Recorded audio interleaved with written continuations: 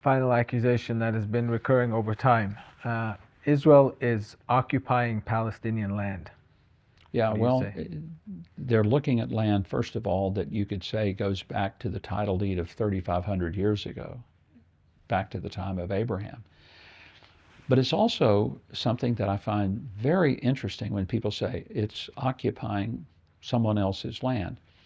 You know, Israel is the only country I know in the modern world that wins a war, captures land that they were fighting for, and then is expected to give up the land that they won, land that they can lay claim to historically as indigenous land to them.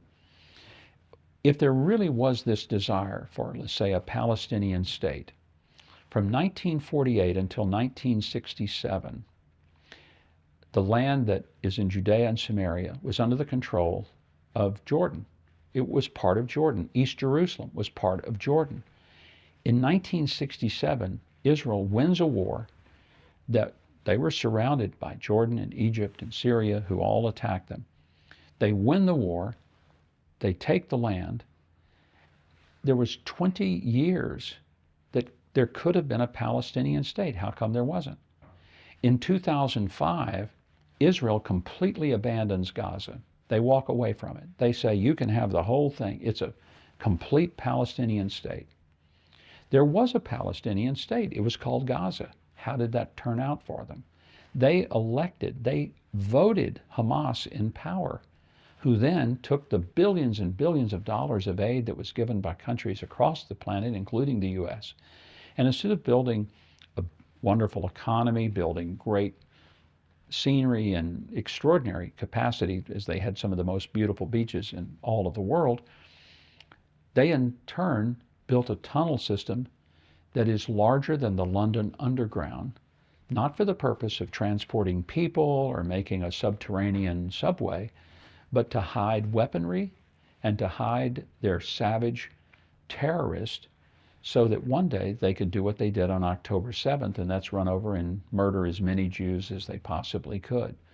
So this notion that they're occupying land, I would say, yeah, they're occupying land that has historically been theirs, and occupying land that they were able to take either by history, by war, or by the designation of some international body, whether it was the Balfour Declaration of 1917, the San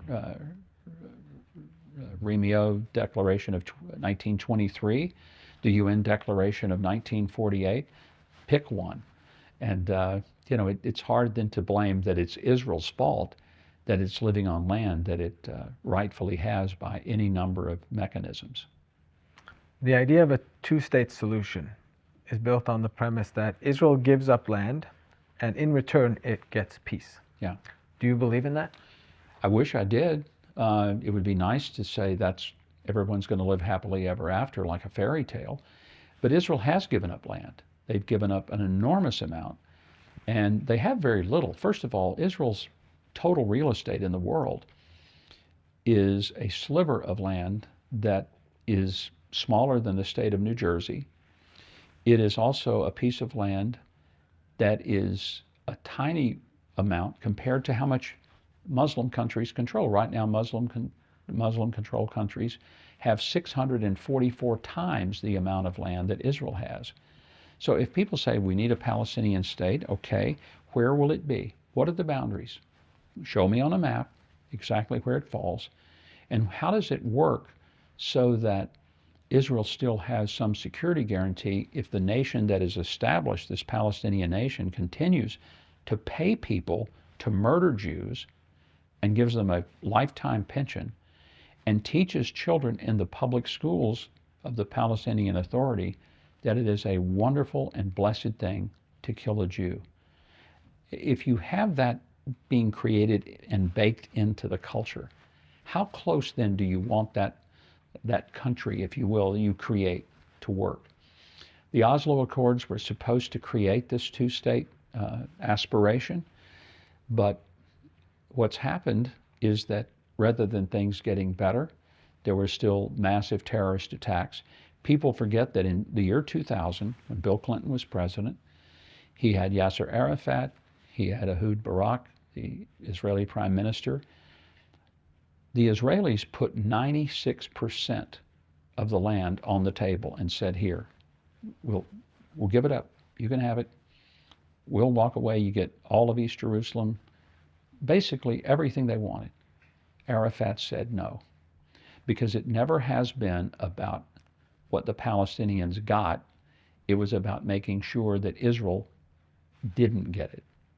And that's where this impasse has settled for all these years. Why didn't Arafat take that?